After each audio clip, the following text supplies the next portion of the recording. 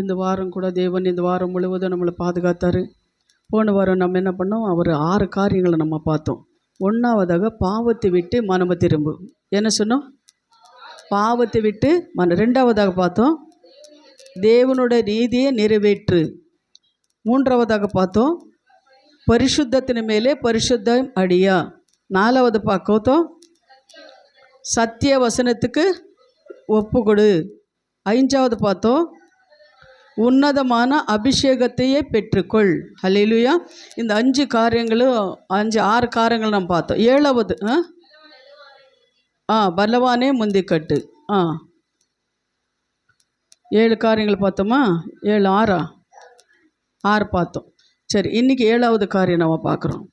இது நீங்கள் கவனமாக கேட்கணும். ஏன்னா பரிசுத்த ஆவியானவர் நம்ம மத்தியில் வல்லாவு கொண்டு இருக்கிறாருன்றது எனக்கு நல்லா தெரியுது. அதுக்கு முன்னாடி ஒரு ப்ரேயர் ஜெபம் பண்ணலாம். நம்ம அதுக்கு முன்னாடி ஒரு வசனம் மட்டும் எடுத்து வாசிச்சிடுங்க. யாத்ராகமம் 33:13 வாசிங்க. யாத்ராகமம் 33:13 யாராவது ஒருத்தர் வாசிங்க. கர்த்தர் நம் மத்தியத்தில் பல்லமாக இறங்கி இருக்கிறார் அப்படின்றது எனக்கு தெரியுது, உங்களுக்கு தெரியுமோ தெரியல, ஆனால் நம்ம மத்தியத்தில் அவர் இருக்கிறார். யாத்ராகமம் 33:13 யாராவது சத்தமாக மைக்கு கொடுங்க. யாருக்காவது படிக்கிறவங்களுக்கு மைக் கொடுங்க, தயவு செஞ்சு மைக் கொடுங்க. இந்த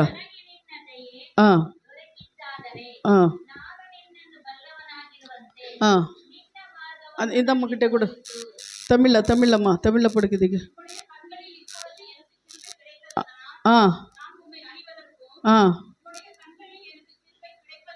உம்முடைய கண்களில் எனக்கு கிருபை கிடைக்கிறதுக்கும் உம்முடைய வழியை எனக்கு அறிவியும். உம்முடைய வழியை எனக்கு அறிவியும். கன்னடத்தில் அப்படியே மைக் வாங்கிட்டு போடிம்மா. மைக்கில் செதுமா. அவங்க ನನಗೆ ನಿನ್ನ ದಯೆ ದೊರಕಿದ್ದಾದರೆ ನಾನು ನಿನ್ನನ್ನು ಬಲ್ಲವನಾಗಿರುವಂತೆ ನಿನ್ನ ಮಾರ್ಗವನ್ನು ನನಗೆ ತೋರಿಸು. ಆಗ ನಿನ್ನ ದಯೆ ನನಗೆ ದೊರೆಯಿತೆಂದು ನನಗೆ ತಿಳಿದಿರುವುದು. ஆமென். ஹல்லேலூயா. அப்படியே கண்கள் மூடி நம்ம ஜெபம் பண்ணலாம்.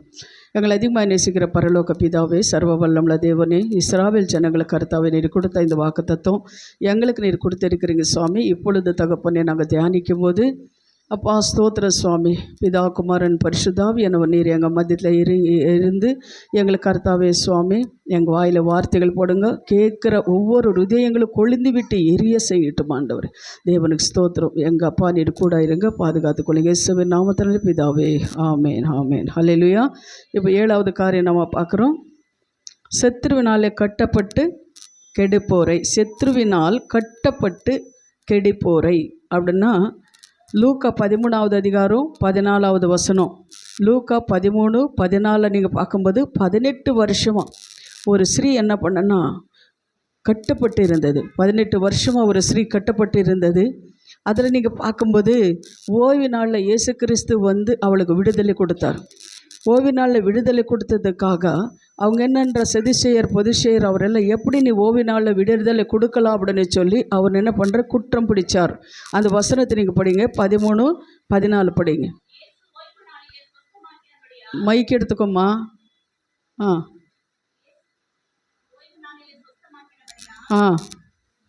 ஆலய தலைவன் கோபமடைந்து ஜனங்களை நோக்கி வேலை செய்கிறதற்கு 6 நாள் உண்டு.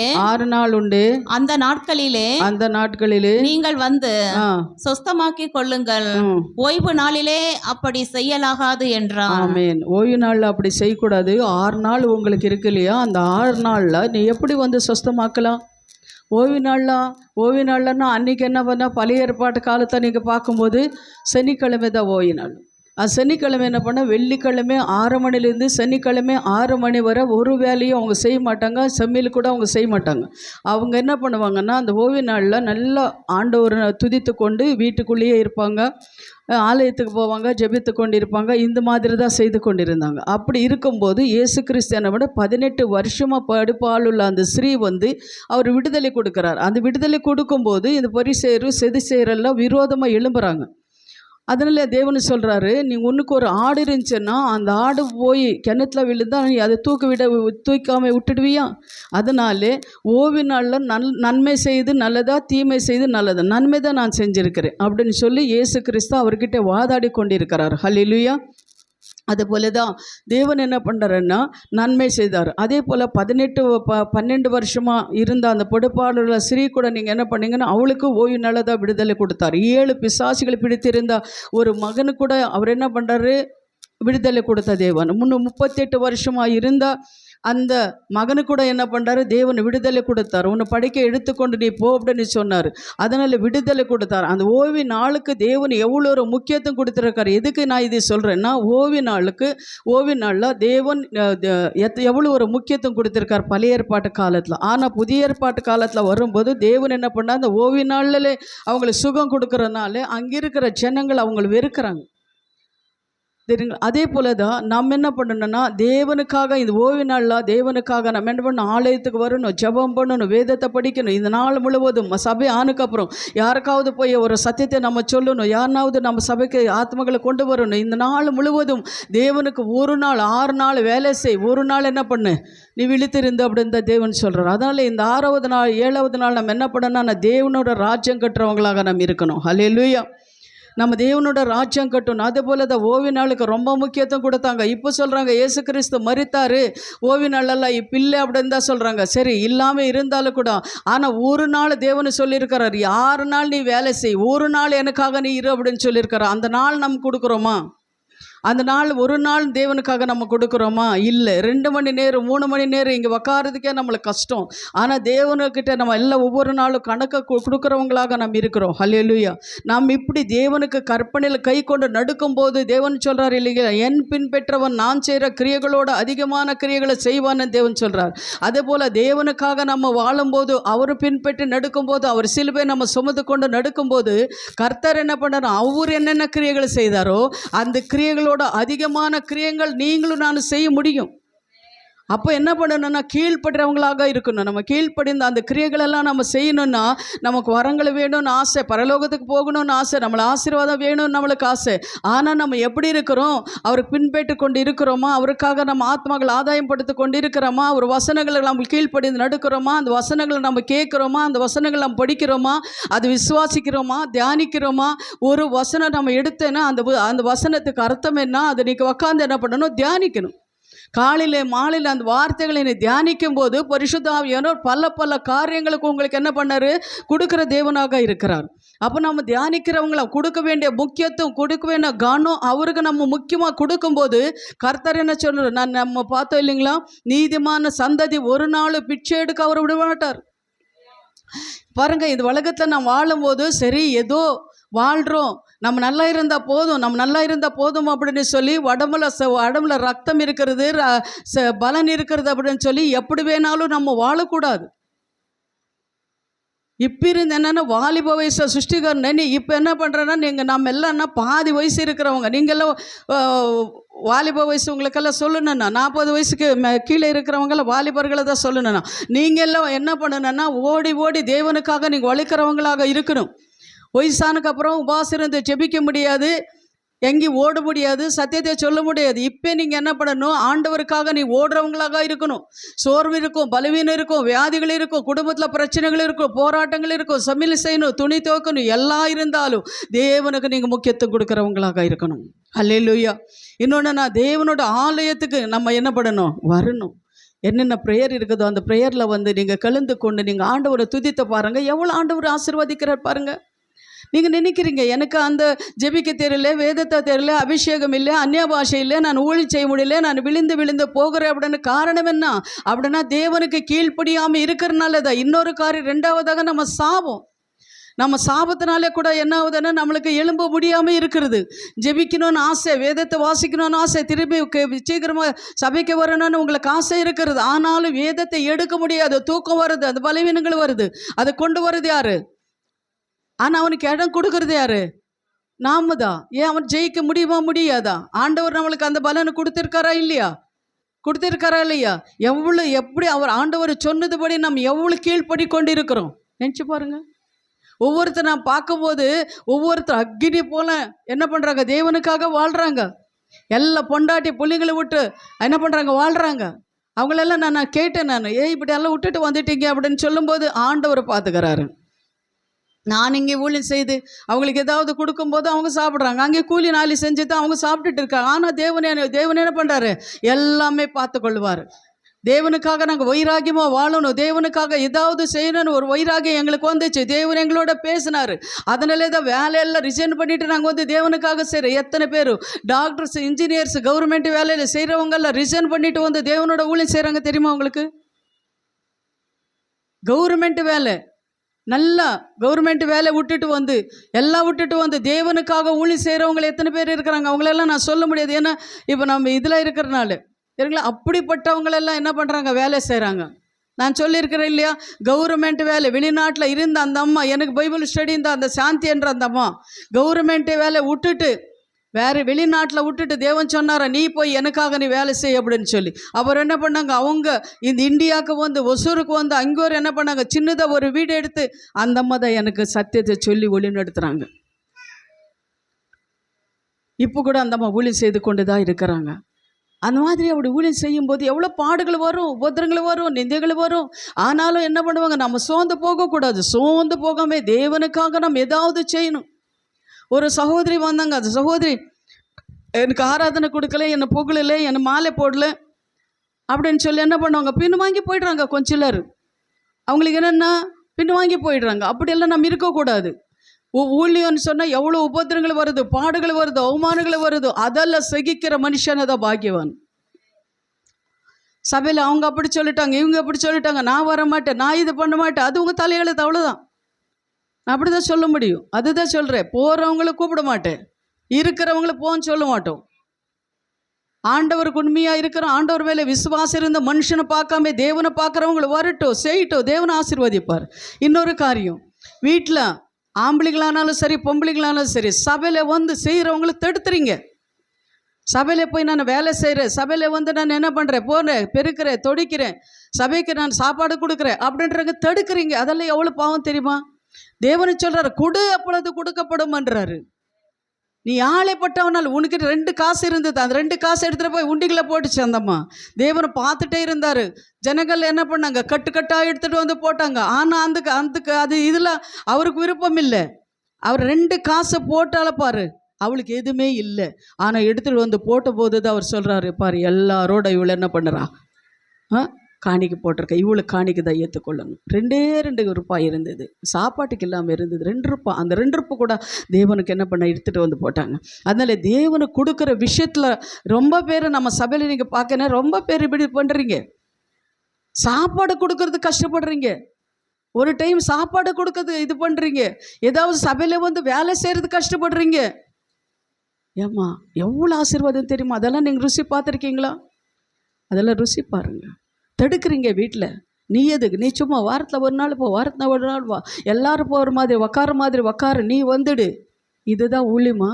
இதுதான் ஆண்டவர் நம்மளை கொடுத்துருக்கிறாரா? இதுதான் ஆண்டவர் நம்மளை சொல்லி கொடுத்துருக்கிறாரா? நீ எவ்வளோ ஜெபம் பண்ண என்ன பிரயோஜனம், நீ எவ்வளோ உபாசம் இருந்த என்ன பிரயோஜனம்? தேவனுக்கு கொடுக்காம, தேவனோட சந்நிதியில் வந்து வேலை செய்யாமல், தேவனுக்காக நீ எழும்பாமல், எவ்வளோதான் நீ உபாசம் இருந்தாலும் தேவன் நம்மளை கேட்க வரா, நம்ம ஜெபத்தை கேட்பாரா? இப்போ நான் அங்கே இங்கே போகிறேன் அப்படின்னு சொன்னால், நான் சுயநலமாக எதுவும் செலவு பண்ணாமல், யாருக்கும் கொடுக்காம, எதுவும் செய்யாமல் நான் அங்கே போயிட்டு நான் பெருசாக வந்தால் தேவன் நம்மளை ஜெபத்தை கேட்பாரா? எங்கே கொடுக்கணுமோ அந்த இடத்துல கொடுக்கணும், எப்படி பேசணுமோ எந்த இடத்துல பேசணுமோ அந்த இடத்துல பேசணும், எது செய்யணுமோ அந்த இடத்துல செய்யணும். அப்போ தான் தேவன் ஆசீர்வதிப்பார். இல்லைன்னா கஷ்டம்.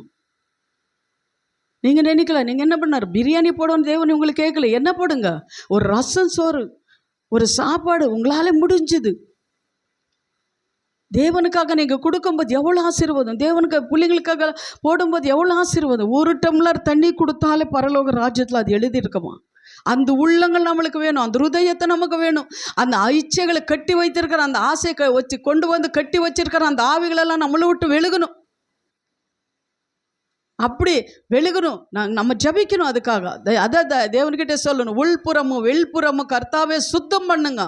உங்கள் உள்ளத்தில் ஒரு அழுக்கி இருந்துச்சேன்னா, ஒரு துணியில் ஒரு அழுக்கி இருந்துச்சேன்னா, உன் உடம்புல ஒரு அழுக்கி இருந்துச்சேன்னா, எப்படியெல்லாம் நீ போட்டு சோப் போட்டு நீ கழுவுறீங்க, அந்த கரையை போகிற வரை நீ விடுறீங்களா? ஒரு கரை இருந்துச்சுன்னா ஒரு துணிலவோ இது உடம்புல ஒரு கரை இருந்துச்சுன்னா, ஒரு அழுக்கு இருந்துச்சுன்னா, ஒரு இது இருந்துச்சுன்னா, அதுக்கு அப்படியே சும்மா அப்படி போட்டு தண்ணி போட்டுட்டு அப்படி தொடிச்சிட்டு போய்ட்றீங்களா? அது போகிற வரை தொடிக்கிறீங்களா? தேய்க்கிறீங்களா? போகிற வரை தேய்க்கிறோம். அதுபோல தான் நம்ம உள்ளத்தை இருக்கிற அந்த கரைகள் நம்ம என்ன பண்ணணும்? கழுவணும். எதனால கழுவ முடியும்? இப்போ நம்ம பாட்டு பாடணும். எதனால? இயேசுவின் ரத்தத்தினாலே. ஹல்லேலூயா. இயேசுவின் ரத்தத்தினாலே தான் நம்ம கழுவ முடியும். நம்ம என்ன சோப் போட்டு கழுவினாலும் அது போகாது. இயேசுனோட வார்த்தை, இயேசுனோட ரத்தம் இருந்தாலும் மட்டும்தான் நம்ம கழுவ முடியும். இயேசுனோட வார்த்தை, இயேசுனோட ரத்தம் நல்லா கழுவணும்னா அவர் பாதத்தில் நம்ம மன்றாடணும், கேட்கணும்.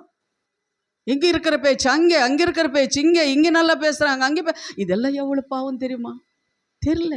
தேவன் அவங்க இப்போ நம்ம என்ன பண்ணோம்? நீங்கள் வரல, கொஞ்ச நேரம் வந்திருந்தாங்க. அதில் 139வது அதிகாரம் 7வது வசனத்திலிருந்து யாராவது படிங்க. 139 சங்கீதம் 7வது வசனத்திலிருந்து 12 வரை நீங்கள் படித்து பாருங்கள். 139 7லிருந்து 12. பைபிள் படிமா, பைபிள் தருங்க. உம்முடைய ஆவிக்கு மறைவாக எங்கே போவேன்? உம்முடைய சமூகத்தை விட்டு எங்கே ஓடுவேன்? நான் வானத்திற்கு ஏறினாலும் நீர் அங்கேயும் இருக்கிறீர். ஒரு நிமிஷம், இதெல்லாம் நீங்க புரிஞ்சுக்கணும். ஏதோ சொல்லிட்டு போறாங்க இல்லை, இதெல்லாம் ஆண்டவர் கொடுத்திருக்கிற வார்த்தை. இந்த வார்த்தைகள் எல்லாம் உங்க ஹிருதயத்துல வச்சுக்கோங்க. பாருங்க, நான் வானத்திலேயும் ஏறினாலும் நீர் அங்கே இருக்கிறீர். நான் பாதாளத்துல படுக்கை போட்டாலும் நீர் அங்கே இருக்கிறீர். நான் விடியற் காலத்து செட்டைகளை எடுத்து சமுத்திரத்தின் கடையாந்தரங்களிலே போய் தங்கினாலும் அங்கேயும் உமது கை என்னை நடத்தும். உமது வலதுகரம் என்னை பிடிக்கும். இருள் என்னை மூடிக்கொள்ளும் என்றாலும் இரவும் என்னை சுற்றி வெளிச்சமாயிருக்கும். உமக்கு மறைவாக இருளும் இருக்கும், அந்தகாரப்படுத்தாது. இரவும் பகலை போல வெளிச்சமாயிருக்கும். போதும். ஹல்லேலூயா. பாருங்க, இந்த வசனத்தை நீங்க கவனிச்சிங்களா? தேவனுக்கு மறுவாக நீங்க என்ன செய்தாலும், நம்ம என்ன செய்தாலும் அவருக்கு தெரியுமா தெரியாதா? எல்லா காரியங்களும் தேவனை பார்த்து கொண்டு இருக்கிறார். அவர் என்ன பண்றாரு? தூதர்கள் ஒவ்வொருத்தருக்கும் வச்சிருக்கிறாரு. ஒவ்வொருக்கும் புக்கை வச்சிருக்கிறது. அந்த புக்கெல்லாம் என்ன பண்ண, இன்னைக்கு நான் என்ன பண்ணேன், இன்னைக்கு என்ன பேசினேன், எங்கே போனேன், என்ன செஞ்சேன், என்ன யார் மேலே இது சொன்னேன், எல்லாமே வந்துடுதாங்க. அதே சொன்னேன், போன வாரம் தான் மெசேஜில் சொன்னேன். ஒருத்தருக்கும் ஒரு புக் இருக்குது. சொல்லுங்கள், ஒவ்வொருத்தருக்கும் இருக்கா? விசுவாசிக்கிறீங்களா? அது வெளிப்படத்தில் இருக்குது. சரியா? ஒவ்வொருத்தருக்கும் என்ன பண்ணியிருக்கா? ஒரு புக்கு. எல்லாருக்கும் சேர்த்து என்ன இருக்கு? எல்லாருக்கும் சேர்த்து அது என்ன புக்கு? ஜீவ புக்கு. ஹல்லேலூயா. ஒருத்தருக்கும் ஒரு புக் இருக்கிறது. உன் ஹிருதயம் எப்படி இருக்குது, என் ஹிருதயம் எப்படி இருக்குது, நான் என்ன செய்கிறேன், நான் என்ன பேசுகிறேன், என்ன செய்கிறேன், தேவனுக்கு எவ்வளோ நேரம் டைம் கொடுக்குறேன், என்ன முக்கியத்துவம் கொடுக்குறேன், ஒவ்வொரு காரியங்களும் தேவன் என்ன பண்ணார்? பார்த்து கொண்டு இருக்கிறா. எல்லாருக்கும் சேர்ந்து ஒரு புக் இருக்குது. அந்த புக்கு எப்போ திறக்கப்படும்? நான் அங்கே போகும்போது ரத்னா வந்திருக்கிற அந்த புக் எடுத்துகிட்டு வான்னு சொல்லுவார். அப்படி தான் தெரியும், என் லிஸ்டெல்லாம் இல்லை தெரியும். அதுபோல தான் தேவனுக்கு விரோதமாக, தேவனுக்கு மறுவாக நம்ம எதுவுமே செய்ய முடியாது. நம்ம சொல்லலாம், ஸ்டெல்லாவுக்கு தெரியாது நான் பேசுகிறதெல்லாம், ஸ்டெல்லாவுக்கு தெரியாது நான் செய்கிறதெல்லாம், அவளுக்கு தெரியாது நான் பேசுகிறது அவளுக்கு தெரியாது, யாருக்கும் சொல்லாத இப்படி அப்படின்னு சொன்னாலே அவர் அங்கே கணக்கு போட்டுடுவார், அங்கே கணக்கு எழுதிடுவாராங்க. ஆனால் கண்டிப்பாக நம்ம என்ன பண்ணாங்க? கணக்கு கொடுக்கணும். அதனால நம்ம ரொம்ப கேர்ஃபுல்லாக இருக்கணும், ரொம்ப ஜாக்கிரதையாக நம்ம இருக்கணும். நம்ம பேச்சில், நம்ம நடக்கல ரொம்ப கேர்ஃபுல்லாக நம்ம இருக்கிறவங்களாக இருக்கணும். ரெண்டாவதாக எட்டாவதாக நம்ம பார்க்குறோம் பாருங்கள்.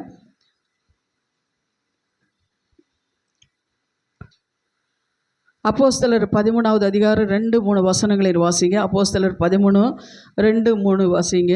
தேவனுடைய சித்தத்தை முடிக்க தேவனுடைய சித்தத்தை நம்ம நிறைவேற்ற முடிக்கணும். தேவன் நம்மளை எதற்காக அழைத்திருக்கிறாரோ அந்த அழைப்பில் நம்ம உண்மையாக இருந்து அவரோட சித்தத்தை நிறைவேற்ற முடிக்கிறவங்களாக நம்ம இருக்கணும். அவர்கள் சத்துருக்கு ஆராதனை செய்து, அவர்கள் கர்த்தருக்கு ஆராதனை செய்து உபவாசித்து கொண்டிருந்த போது பரணபாசையும் சவுலையும் நான் அழைத்து ஊழியத்திற்காக அவர்களை பிரித்து விடுங்கள் என்று பரிசுத்த ஆவியானவர் திருவுளம் பற்றினார். ஆமென். அப்பொழுது உபவாசித்து ஜெபம் பண்ணி அவர்கள் மேல் கைகளை வைத்து அவர்களை அனுப்பினார்கள். ஆமா, என்னன்னா தேவனோட சித்தத்தை நிறைவேற்ற முடிக்கணும். நமக்கு தேவனை கொடுத்திருக்கிற ஒரு சித்தம் இருக்கிறது. இப்போ உங்களை அழிச்சிருக்கிற, சரி ஆண்டி மட்டும் தான் அழிச்சிருக்காரு, ஆண்டி ஒரு ஊழி செய்கிறதுக்காக இல்லை, உங்களுக்கு கூட அழிச்சிருக்கிறா தேவனை. உங்களை அழிக்காமல் இருந்தால் இந்த இடத்துல வந்து நீங்கள் உட்கார முடியாது, உங்களை அபிஷேகம் பண்ணாமல் இருந்தால் இந்த இடத்துல உட்கார முடியாது. ஆனால் அவர் சித்தத்தை செய்ய நம்ம என்ன பண்ணணுமா, முடிக்கணும். அப்போ அவர் என்ன பண்ணுறாரு, பிரிக்கிறார். அவர் என்ன பண்ணுறாரு, பவுலு பர்னாபாவும் பிரிக்கிறார். மோசன் ஆண்டவர் என்ன பண்ணார், எதுக்காக தெரிந்து, அவர் சித்தம் செய்யும்படி என்ன பண்ணார், தேவன் தெரிந்து கொண்டார். எங்கே, சீனாய் மலையில் அவங்க ஆடு மேய்த்து கொண்டு இருக்கும்போது அங்கே மோசன் ஆண்டவர் தெரிந்து கொண்டார். தெரிந்து கொண்டு தொண்டு நான் சொல்லும்போது அவர் என்ன சொன்னார், இல்லை ஆண்டவரே, நான் திக்குவாய் நான் இருக்கிறேன், மந்துவாய் நான் இருக்கிறேன், எனக்கு பயமாக இருக்குது, அந்த பார்வன் ராஜா கிட்டே போகிறதுக்கு எனக்கு பேசுறதுக்கு பயமாக இருக்குது, நான் போக மாட்டேன் அப்படின்னு சொல்லும்போது என்ன பண்ணுறாருன்னா, அங்கே அற்புதங்கள் எல்லாம் தேவன் என்ன பண்ணார், காட்டுறார். காட்டு அதுக்கப்புறம் எகிப்து தேசத்துக்கு போகும்போது பார்வோன் ராஜா முன்னாடி பேசுறதுக்கு ஒரு பலனும் ஒரு தைரியமும் தேவன் என்ன பண்ணுறாரு, கொடுக்குறாரு. ஹல்லேலூயா. அப்போ என்ன பண்ணுறாரு, எகிப்து தேச ஜனங்களுக்கு கொண்டு வந்து வனாந்தரத்தில் 40 வருஷம் அவங்களுக்கு ராத்திரி மேகஸ்தம்பமாக பகலும் அக்னிஸ்தம்பமாக இருந்து, ராத்திரி அக்னிஸ்தம்பமாக பகலும் மேகஸ்தம்பமாக இருந்து அவர் என்ன பண்ணார், மோசே நடத்தினார். கடைசி வரை அவர் என்ன பண்ணார், தேவன் பாதத்தில் இருந்தார். யோசுவா நீங்கள் பார்க்குறோம், யோசுவா கூட தேவன் என்ன பண்ணார், அபிஷேகம் பண்ணுறார். இது போல் தேவன் நம்ம பார்க்கலாம், நிறைய பேர் பார்க்கலாம். சீஷர்களை தேவன் அளித்தார், யோசேப்பனு கூட தேவன் அளித்தார். யோசேப்பன் என்ன பண்ணார், முதலேக தெரிந்து கொண்டார். அதுபோல் தான் நம்ம என்ன பண்ணுறாரு, தேவனை தெரிந்து கொண்டு இருக்கிறார். நம்மளுக்கு ஒரு அபிஷேகம் கொடுத்துருக்கார், நம்மளுக்கு ஒரு சபை கொடுத்துருக்கார், நம்மளுக்கு ஒரு வேதத்தை கொடுத்துருக்கிறார், நமக்குன்றது ஒரு குடும்பம் கொடுத்துருக்கிறார். நம்ம தாய் கர்ப்பத்தில் தேவன் நம்மளை தெரிந்து கொண்டிருக்கிறார். அதுக்காக நம்ம என்ன பண்ணணும், ஆயுதமுள்ளவர்களாக நம்ம இருக்கணும். தேவனை பாதத்தில் கேட்கணும், ஆண்டவரே என் எதுக்கு நீ தெரிந்து கொண்டீங்க, ஆண்டவரே உங்கள் சித்தம் என்ன, உங்கள் நோக்கம் என்ன. நம்ம ஒவ்வொரு நாளும் கேட்குறவங்களாக இருக்கணும். அப்படி பேசலைன்னா ஆண்டவர் பாதத்தில் உபாசிருந்து ஜெபிக்கிறவங்களாக இருக்கணும். அப்படி தேவ உபாசிருந்து ஜெபிக்கல பேசலைன்னா ஊழிக்காரங்கள் மூலமாக தேவனை பேசுங்க, வசனங்கள் மூலமாக நீர் பேசுங்க அப்படின்னு சொல்லி நமக்கு ஒரு தாகம், ஒரு வைராகி நம்மளுக்கு இருந்தால் கண்டிப்பாக தேவன் என்ன பண்ணுறார், பேசுவாரா பேச மாட்டாரா, பேசுவார். அந்த தாகம், அந்த வைராகி நம்மளுக்கு வேணும். ஹல்லேலூயா. அப்படி நம்மளை அழைத்திருக்கிற அழைப்பில் நம்ம உறுதியாக இருக்கணும். நாம் நினைக்கலாம், ஐயோ எனக்கு நான் விசுவாசிதா, இல்லை, விசுவாசியாக இருக்க உங்களை தேவன் அழைக்கலை. தேவன் என்ன பண்ணாரு, முதலாவது சீஷியாகும், அதுக்கப்புறம் என்ன ஊழியக்காரியா, தீர்க்கதரிசி, அப்போஸ்தலர், 5 விதமான ஊழியங்கள் இருக்குது. 5 விதமான ஊழியங்களை ஏதோ ஒரு அழைப்பில் அவங்களை அழித்து இருக்கிறார். அந்த 5 விதமான ஊழியத்தில் எந்த அழைப்பு, எந்த ஊழியக்காரத்தாவே எனக்கு நான் எதுக்காக ஆண்டவரே என்னை தெரிந்து கொண்டீங்க அப்படின்னு சொல்லி நீங்கள் என்ன பண்ணணும், நீங்கள் கேட்கணும். கேட்கும்போது கண்டிப்பாக தேவன் என்ன சொப்பனம் மூலமாக பேசுகிறார், வசனம் மூலமாக பேசுகிறார். அப்படியே ஒரு குரல் நம்ம கேட்க முடியும், அவங்கள நம்ம பார்க்க முடியும். அவர் வசனம் எடுத்து கொடுப்பார், மகளே இந்த வசனம் எடுத்து நீ படி அப்படின்னு சொல்லுவார். அந்த வசனம் எடுத்து படிக்கும்போது நமக்கு என்ன ஆகுதுன்னா, ஒரு வசனம் எனக்கு கொடுத்தாரு, அந்த வசனத்தை எடுத்து படிங்க. எரேமியா 24வது அதிகாரம் 6-7 எடுத்து படிங்க. எரேமியா 24:6-7. நான் அப்படியே படுத்திட்டு இருக்கிறேன், எனக்கு இந்த வசனம் எடுத்த பொடின்னு சொல்லி ஆண்டவர் பேசுகிறாரு. எனக்கு அப்போ கண்ணு மூடிட்டு நான் என்ன பண்ணேன், தூக்கத்தில் இருக்கிறேன், எனக்கு மறந்துடுவேனே அப்படின்னு சொல்லிட்டு பக்கத்தில் இப்படி தடவி பார்த்து பெண் எடுத்து அந்த ஒரு பேப்பர் இருந்துச்சு, தூக்கத்திலாவே அந்த இதிலவே எழுதுகினேன் அந்த வசனம். எழுதுக்கப்புறம் அதுக்கப்புறம் என்ன பண்ணி எழும்பி நான் பார்த்தேன், அந்த வார்த்தை வந்தது. யாராவது ஒருத்தர் படிங்க. அவர்களுக்கு நன்மை உண்டாக, அவர்களுக்கு நன்மை உண்டாக நான் என் கண்களை அவர்கள் மேல் வைத்து, நான் அவர் கண்களை அவர் மேலே வைத்து அவர்களை இந்த தேசத்திற்கு திரும்பி வர பண்ணி, இந்த தேசத்திற்கு தீங்கி வர பண்ணி அவர்களை கட்டுவேன், அவர்களை இடிக்க மாட்டேன், அவர்களை நாட்டுவேன், அவர்களை பிடுங்க மாட்டேன். நான் கர்த்தர் என்று அறியும் இருதயத்தை அவர்களுக்கு கொடுப்பேன். என்ன சொல்றாரா, நான் கர்த்தர் என்று அறியும் இருதயத்தை அவங்களுக்கு கொடுக்கிறேன். அவர்கள் என் ஜனமாயிருப்பார்கள், அவரு எனக்கு ஜனமாயிருப்பார்கள், நான் அவர்கள் தேவனாயிருப்பேன். ஆமென். அவர்கள் தங்கள் முழு இருதயத்தோடும் என்னிடத்திற்கு திரும்புவார்கள். ஆமென் என்று இஸ்ரவேலின் தேவனாகிய கர்த்தர் சொல்லுகிறார். ஆமென். ஹல்லேலூயா. பாருங்களா, இந்த வசனம் என்ன, இந்த வாக்குத்தத்தம் தேவன் என்ன பண்ணா, நம்ம ஜெபித்து படுக்கும் போது தேவன் இந்த வார்த்தை கொடுக்குறாரு. அப்போ என்ன பண்ணணும், நான் தலைக்கிட்டே நான் என்ன பண்ண, டைரியும் ஒரு பெண்ணை வச்சுக்கிட்டு அப்படியே நம்ம என்ன பண்ணணும், எழுதிக்கணும். அது எழுதி எடுத்து பார்க்கும்போது தேவன் பேசுவார் அது மூலமாக. அப்போ நம்ம எல்லாம் இப்படி தான் தேவன் பேசுவார், அப்போ நம்ம புரிஞ்சுக்கணும். ஹல்லேலூயா. அதுபோல தான் தேவன் என்ன பண்ணுறாரு, உங்களை அழைத்திருக்கிற அழைப்பு எதுக்காக அழைத்திருக்கிறார்? சும்மா வந்து உக்காந்து போகிறதுக்கு தானா? ஆசீர்வாதம் பெற்றுக்கொண்டு போகிறதுக்கு தானா, இல்லை தேவனுக்காக ஏதாவது செய்யணும்னு சொல்லி உங்களை அழித்து இருக்கிறாரா? அந்த அழிப்பு எத்தனை பேருக்கு தெரிந்து கொள்ளணும்னு ஆசை இருக்கிறது? எத்தனை பேருக்கு தெரிந்து கொள்ளணும்னு ஆசை இருக்குது? என்னோட அழிப்பு என்ன, என்ன எதுக்காக அழித்து இருக்கிறார் தேவனை? ஒருத்தருக்கு தான் ஆசை இருக்குதா? 2 பேருக்கு தான். உங்களால் ஆண்டவர் அழிக்கலையா? தெரிந்து கொள்ளணும்னு ஆசை இல்லையா? ஆசை இருக்கா இல்லையா? ஏதோ சொன்னாங்க இல்லை, முழு ஹிருதயத்தோடு எடுங்க கையை, முழு ஹிருதயம். ஏன்னா தேவன் பார்த்துட்டு இருக்க, முழு ஹிருதயத்தோடு எடுங்க. எனக்கு ஆசை இருக்கிறது, என்னோட அழிப்பு என்ன தெரிந்து கொள்ளணும்னு ஆசை இருக்குது, அதன்படி நான் ஓட எனக்கு ஆசை இருக்கிறது. ஹல்லேலூயா. ஆமாம், அந்த அழிப்பு நம்ம தெரிந்து கொள்ளணும். 9வதாக நெகேமியா 2:17 வாசிங்க. நெகேமியா 2:17. நெகேமியா 2:17. நெகேமியா 2:17. பின்பு நான் அவர்களை நோக்கி, எருசலேம் பாழாயிருக்கிறதையும் அதன் வாசல்கள் அக்கினியினால் சுட்டெரிக்கப்பட்டிருக்கிறதையும் நான் இருக்கிற சிறுமையையும் பார்க்கின்றீர்களே. நான் இனி நிந்தைக்குள்ளாயிராதபடிக்கு எருசலேமின் அலங்கத்தை கட்டுவோம், வாருங்கள் என்று சொல்லி.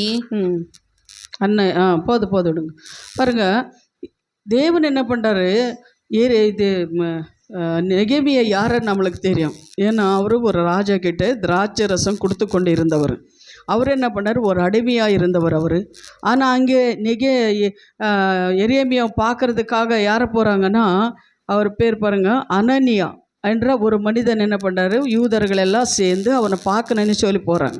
போகும்போது இவர் கேட்குறாரு, எப்படி இருக்குது எருசலேமு, எப்படி இருக்குது தேவாலயம் அப்படின்னு சொல்லும்போது இவங்க சொல்கிறாங்க, எல்லாம் பாலாக போச்சு, எல்லாம் விழுந்து போச்சு அப்படின்னு. அப்போ அவருக்கு என்ன ஆகுதுன்னா, தூக்கமே வராத ராத்திரியில் தூக்கம் வராமல் தேவன பாதத்தில் உபாசம் இருந்து அழுகுறாரு.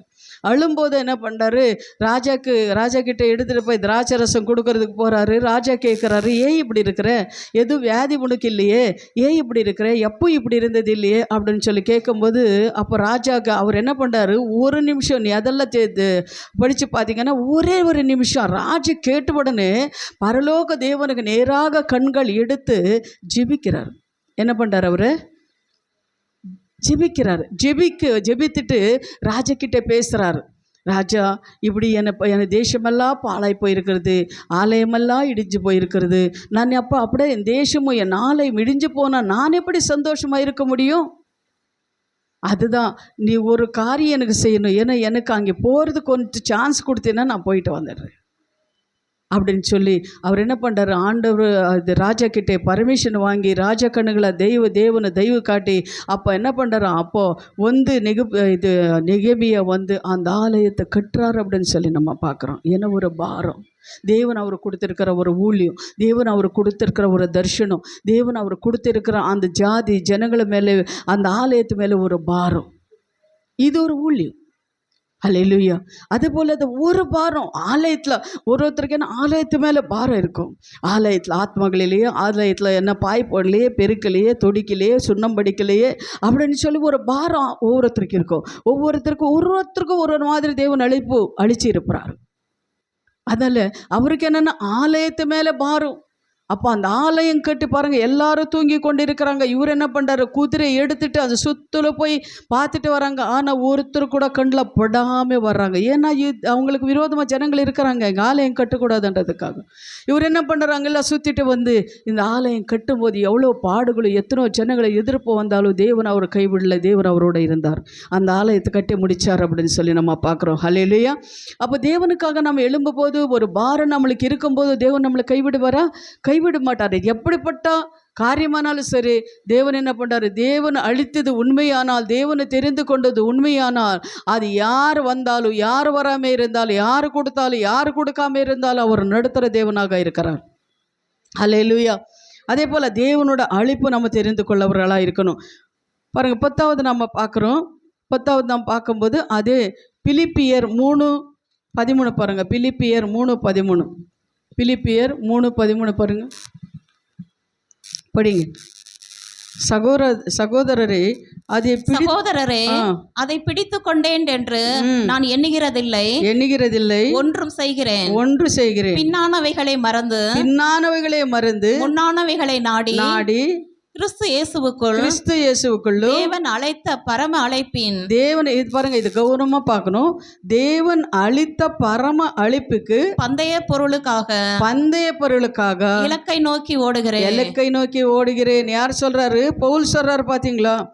பவுல் சொல்றாரு. பவுல் யாருன்னு நம்மளுக்கு தெரியும். ஏன்னா கிறிஸ்தவங்களுக்கு விரோதமா இருந்த பவுல், கிறிஸ்தவங்களெல்லாம் அடித்து சிறைசால போட்ட அந்த பவுல், கிறிஸ்தவங்களுக்கு விரோதமா அவர் என்ன பண்றாரு? இது பிள்ளை தாட்சிகளுக்குள்ள கீறி போட்டா இது பவுல். இன்னொன்று அவர் பேர் என்ன, அவருக்கு அவர் சாகிறதுக்கு என்ன பண்ணார்? துணையாக இருந்த பவுல். அவர் பேர் மறந்துட்டு இல்லைம்மா, பிலிப்பா இல்லை, அவங்களுக்கு சாகிறதுக்கு துணையாக இருந்த அந்த பவுல். அவர் என்ன ஆனாரா? தேவன் அவங்கள தொட்டார். தேவனை தொட்டு அவரை கண்ணுகளெல்லாம் குருடானுக்கு அப்புறம் அவர் என்ன பண்ணார்? உண்மையில் தேவன் யாருன்னு அறிந்து கொண்டு அவர் என்ன பண்ணுறாரு? சாட்சியாக வாழ்ந்தார்.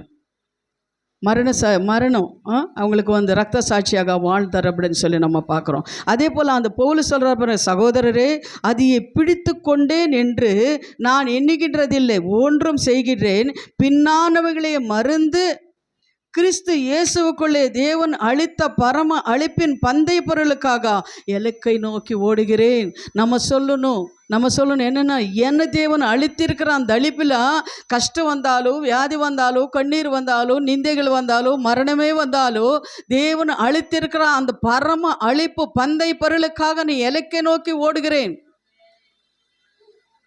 அது என்ன வியாதி இருந்தாலும் சரி, பலவீனங்கள் இருந்தாலும் சரி, சோர்வுகள் இருந்தாலும் சரி, யார் என்ன சொன்னாலும் சரி, நிந்தித்தாலும் சரி, தூஷித்தாலும் சரி, சிறைசால நம்மளை எடுத்துகிட்டு போய் போட்டாலும் சரி, நம்ம என்ன பண்ணணும்? அழித்திருக்கிற அந்த பரம அழிப்பின் பந்தை பொருளுக்காக நம்ம லெக்கையை நோக்கி ஓடுகிறவங்களாக நம்ம இருக்கணும். அப்போ தான் இந்த உலகத்தை நம்ம ஜெயிக்க முடியும். அப்போ தான் பிசாசை நம்ம ஜெயிக்க முடியும். அப்போ தான் நம்மளுக்கு இன்னொரு ராஜ்யம் அங்கே ஆண்டவர் ஆயுதமாக கட்டி வச்சிருக்கிறாரு. ஏதோ சும்மா ஞாயிற்றுக்கிழமை போயிட்டா நான் அங்கே பரலோகத்துக்கு போயிடுறேன், ராபோஜன் எடுத்துட்டேன், நான் பரலோகத்துக்கு போயிடுறேன், மாலையில் ஒரு வசனம் படிச்சுட்டேன், நான் பரலோகத்துக்கு போயிட்டேன். இதெல்லாம் நம்ம மூடி நம்பிக்கை. இதெல்லாம் கிறிஸ்துவ வாழ்க்கை சும்மா கிடையாது. ஒரு யுத்தம், ஒரு போராட்டம். நம்ம எப்படி இருக்கணும் அப்படின்னு, தேவனுக்காக நம்ம ஏதாவது செய்யணவர்களாக. ஏன்னா இந்த உலகத்தில் இருக்கிறது கொஞ்ச நாள், எத்தனை வருஷம் நம்ம இருப்போமே தெரியாது. ஆனால் நமக்கு இன்னொன்று நித்திய ஜீவன் இருக்கா. நித்திய ஜீவனுக்காக நான் என்ன பண்ணிட்டு இருக்கிறோம்? நல்லா சாப்பிட்றது, செய்கிறது, கறி மீன் வாங்கிட்டு வருது, சாப்பிட்றது, செய்கிறது, தூங்குறது, வீடு கட்டுறது, வாசல் கட்டுறது, குளிக்கிறது, துணி துவைக்கிறது, வேலைக்கு போகிறது, வர்றது. இது போதுமா? நமக்கு? எதுக்காக நம்மளை தேவன் அழிச்சிருக்கிறாரு? நம்ம சேர்த்து வச்சு என்னத்தை நம்ம எடுத்துகிட்டு போகிறோம்? நினச்சி பாருங்க. நம்ம சேர்த்து வச்சு என்ன எடுத்துகிட்டு போகிறோம்? உங்களுக்கு தெரியுதோ தெரியாதோ, எனக்கு தெரியுது, ஒன்றும் எடுத்துகிட்டு போகிறது கிடையாது. கடைசி காலத்தில் சொல்லியிருக்கிற காரியங்கள் ஒவ்வொன்றும் தேவன் என்ன பண்ணுற எச்சரிக்கையோடு சொல்லிட்டு இருக்கிறாரு.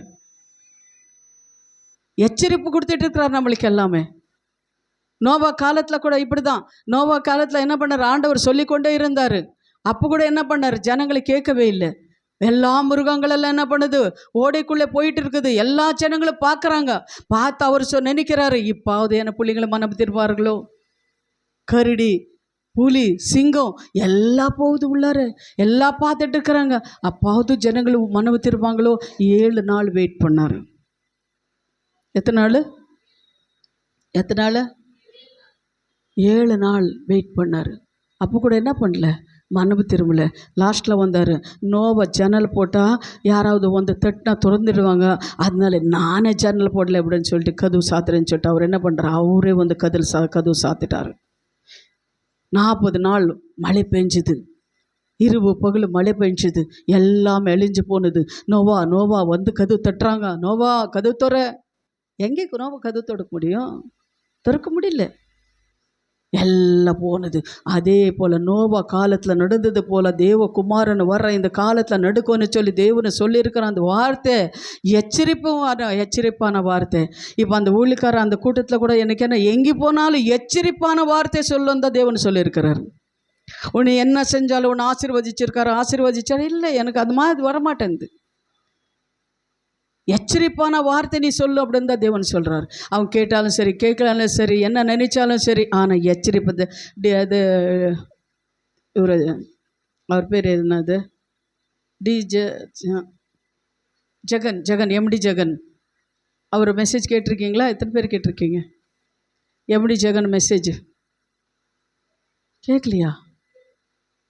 கேட்கலையாம்மா நீங்கள்? எம்டி ஜெகன் அப்படின்னு சொல்லி யூடியூப்பில் போய் நீங்கள் போடுங்க. அவர் இப்படி தான் சொல்லுவார், எச்சரிக்கை.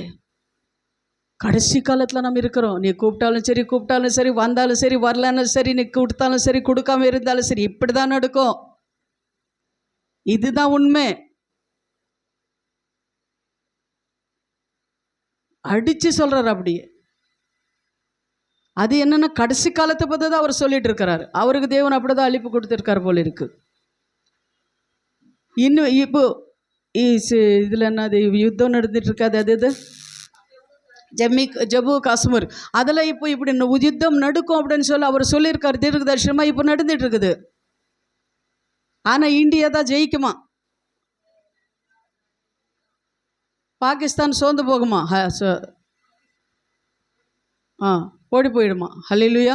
அதுபோல் தேவன் அவர் மூலமாக தீர்க்க தரிசனம் சொல்லி நடந்துட்டு இருக்குது. அதனால் எச்சரிப்பு சத்தம் யாரோ தேவனுக்கு கொண்டு வந்திருக்கிறார், தெரிந்து கொண்டு இருக்கிறார். நீ சொல்லு, கேட்டால் கேட்கட்டும், கேட்கலன்னா உனக்கு கால் தூசி உதிரி விட்டுட்டு நீ போயிட்டே இரு, நான் வந்து பார்த்துக்கிறேன். அதுபோல தான் தேவன் என்ன பண்ணுறாருன்னா நம்மளுக்கெல்லாம் எச்சரிக்கை கொடுத்துருக்கிறார். இந்த காரியங்களெல்லாம் நம்ம பார்க்குறோம். இப்போ ஏழாவது இல்லையம்மா, செத்துருவினாலே இப்போ எழுதிக்கோங்க. அது எழுதியிருக்கீங்களா? செத்துருவினாலே கட்டுண்டு கெடுப்போரை விடுவித்தார்.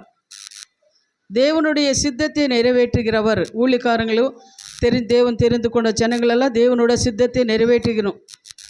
9வது, தேவன் தந்த மகிமை தர்ஷனத்தையே நிறைவேற்றுகிறவர். தேவனை கொடுத்திருக்கிறா, நம்ம அழித்திருக்கிறா, அந்த அழிப்பில் அந்த தரிசனங்கள் நிறைவேற்றுகிறவர்கள். 10வது, தேவன் அழித்த அழிப்பிலே ஓட அவசரம். ஓடணும். தேவனோட அழைத்திருக்கிற அழைப்பில் நம்ம என்ன பண்ணணும்? ஓடுறவங்களாக நம்ம இருக்கணும். நம்ம எல்லாம் எழுவி நிற்கலாம். ஸ்தோத்திரம் ஆண்டவரே. பரலோக தெய்வமே ஸ்தோத்திரம். இந்த வார்த்தைகள் தேவனை தியானிக்க நீர் கிருபை செய்ததுக்காக நன்றி ஐயா. ஸ்தோத்திரம் கர்த்தாவே. சர்வ வல்லமுள்ள தேவாதி தேவனுக்கு நன்றி கர்த்தாவே.